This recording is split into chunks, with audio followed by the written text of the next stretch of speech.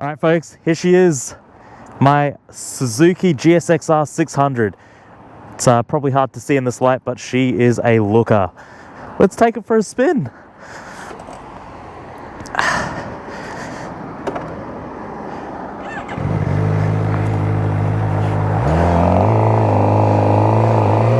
Oh, mate, such a cool bike. It's such a cool bike. This is actually its first ride under my name, which is funny because I've already put nearly 1,000 Ks on it thanks to that road trip I went on with Dreamless. It's great. She passed roadworthy without a hitch. And that's fantastic. It certainly was a new experience for me. The past few bikes I've taken to get roadworthy have failed for some reason or another, unexpectedly, and I've had to go in and fix crap, run around and try and sort shit out. Not this old thing though.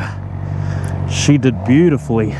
So the conditions aren't ideal for a fun, safe ride. It's dark and it is damp. It has just finished raining here in Melbourne, but I couldn't help myself. I got this thing transferred to my name today. I haven't ridden it since the weekend. I just had to get out on it. It's the perfect excuse to take it out to dinner with a mate, except I get to go to his house and dump all my gear, change into my casual clothes, and that sweetens the deal for me when it comes to riding a motorbike. If I can wear my full safety kit and I have a place to then stop, stow away all my gear and change into my normal clothes, yeah, that makes it infinitely better for me because I feel so much more secure knowing that I can wear my full leathers.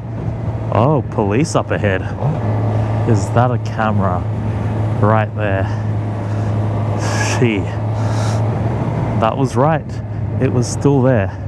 To be honest, guys, I'm a little apprehensive about riding this thing in the damp and truthfully the dry too.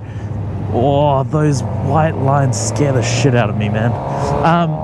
Yeah, and that is because it has no ABS. This is my first motorcycle without ABS since my first bike, which I didn't own for very long and was many years ago. I have specifically stated before that there is no excuse to own a bike with no ABS unless that bike does not come out with it. And as you guys may have seen in my reveal video, I pretty clearly stated that I didn't really want this bike. It wasn't even a consideration for me. It was a bit of an impulse buy. So not good. A bit of hypocrisy from Gutter Rash Rides in that sense, but I was down bad, guys. I needed a crotch rocket and this was the most convenient one to purchase. I really need to get on some drills, some emergency braking drills, all of that jazz. Really learn how to control this bike because it is so analog that it has no rider aids. The closest thing this has to a safety feature is the ability to toggle between A mode and B mode, which is pretty much the bike saying, okay, you can have a little bit less power, a little bit, and that's about as safe as we're going to get. No ABS, no traction control, no other rider assists of any sort. It's just a raw, thoroughbred supersport. And to some, that's exciting. To me, yeah, I don't know, not so much. But the more I ride this thing, the more I'm taken by it. So, I mean, it's hard not to be charmed by this beautiful machine. Not only does it look fast, but it actually is fast. It sounds great. It's terrible on my back. What more could you want from a piss missile, right? It's meant to be aggressive. It's meant to be rude. And that's kind of what it is. Even with the stock exhaust, I'm actually impressed with the noise it makes. The thing is, guys, I made the logical decision when I got rid of my CBR 650R, and I kind of replaced it with a dirt bike, which I've ridden like 3 times properly since I bought it, but it was the logical thing to do. The CBR just sat there, and I was paying a fuck ton on insurance and rego for that thing. After a few short months, I really started to miss owning a cool bike. And you know, the Ninja 400, it's cool, but let's be real, it doesn't have the same kind of clout a 650 or 600cc sports bike with a 4-cylinder engine does.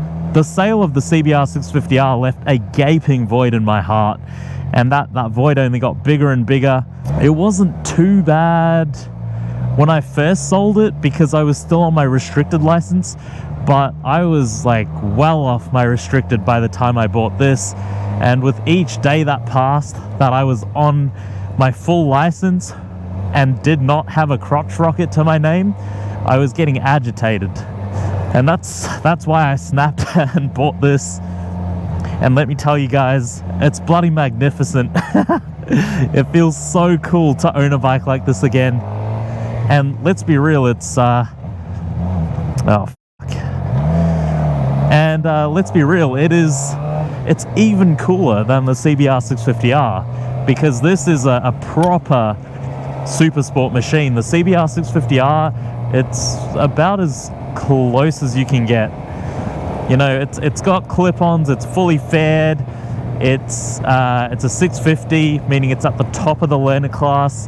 That particular example is de-restricted, so I had access to some pretty awesome power. At the end of the day, it isn't exactly what you can call a piss missile or a crotch rocket like you can this thing. So let's go get some food and then let's ride back. Would you just look at it? Fuck, I love the color. If there is one thing that I actually did like about this bike, aside from the fact that it's a super sport, it's the color. That livery, man. Oof. She looked good. Goodbye.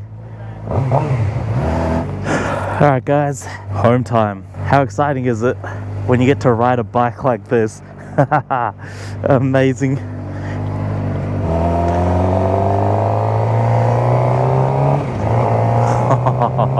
Let's take this thing down Glenferrie Road. Usually streets like this are annoying because they're very busy. There are trams, there are lots of cars and lots of pedestrians. At a time like this, you kind of just get to see it a little empty, and that's nice. No one's really out on the street at 10 p.m. on a Thursday. See if we can skip all these guys. Yeah, straight to the front, thank you. I love ramen, especially on those cold winter nights. There's something about like a warm... What the f***? That guy just straight up ran the red. Yeah, I absolutely love ramen. There's something about a warm, thick bowl of ramen on a cold, wintry evening like tonight. And I thought, let's go for it, because these nights are going to become very limited as we enter spring and eventually summer here in Melbourne. And it's that much better when you get to share it with some great company. My mate is going on holiday for 6 weeks. When we were much younger, 6 weeks would have felt like such a long time. That's a month and a half, right? But now that we're all grown up and living our adult lives, 6 weeks is the blink of an eye. Sometimes we pretty much go 6 weeks without seeing each other anyway. But that's how you know that you're getting old. But one of the cool things about growing up is you get to ride your fully sick crotch rocket to grab a bowl of delicious ramen with your best mate whenever you really feel like it. And that's pretty awesome. And if you're feeling extra special like myself, you can yap about it and put it on YouTube. Oh, baby. Oh my god, what a bike. What a bike. It's very cool. Oh my god. Like, yeah, as I've said, I've put a fair few 100Ks on this bike and I love it.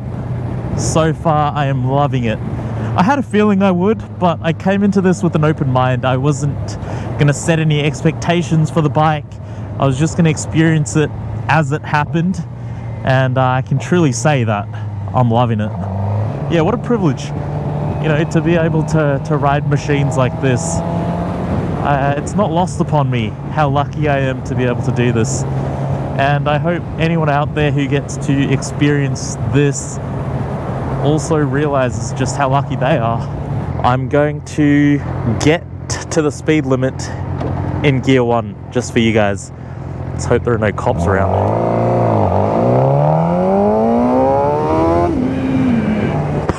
Well over before we even really hit power band. Thanks for coming along for the journey and experiencing what it's like to ride a crotch rocket to dinner for the first time. It truly is a special experience. I hope you enjoyed the video. Remember to like, comment, and subscribe. If you haven't already, I will catch you on the next one.